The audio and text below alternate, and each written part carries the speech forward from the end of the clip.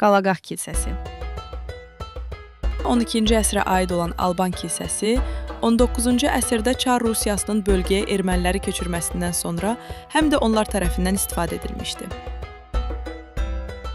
1836-cı ildə Rusiya hakim dairələrinin qərarı ilə Alban katolikosluğunun ləğv edilməsi məbədin erməni kilsəsinin nəzarətinə keçməsində çox mühüm rol oynadı. Sovet dövründə Qalaqaq və Soltankənddə yaşayan ermənilər bu ərazilərdən tapılan bütün qiymətli maddi mədəniyyət nümunələrini İrəvana göndərirmişlər.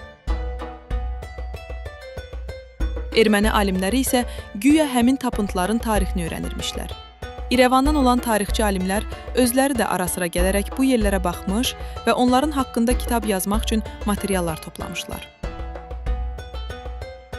Erməni tarixçiləri və ideoloqları saxta yollarla özlərinə tarix yaratmağa çalışmışlar. Qalaqaq məbədi arxitekturası və tikilmə tərzinə görə Alban xristian kilsəsidir.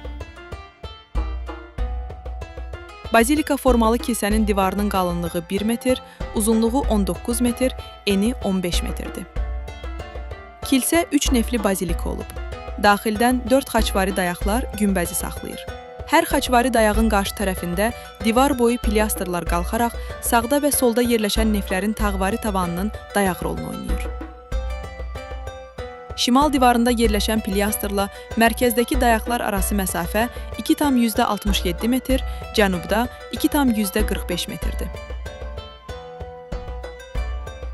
Kilsənin altarının eni 4,30 metr, uzunluğu isə 2,65 metrdir. Altarın sağ və solunda yerləşən cübbəxanaların girişinin eni 1 metr, uzunluğu isə 3 metrdir. Abidənin şimal divarı və qapı yeri salamatdır.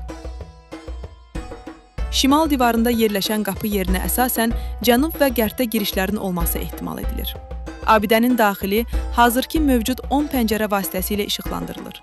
Lakin ehtimal var ki, bu pəncərələrin sayı 13 olmuşdu. Şimaldakı qapı yerinin eni 1,73 metr, pəncərə yerləri isə 1 metrdir.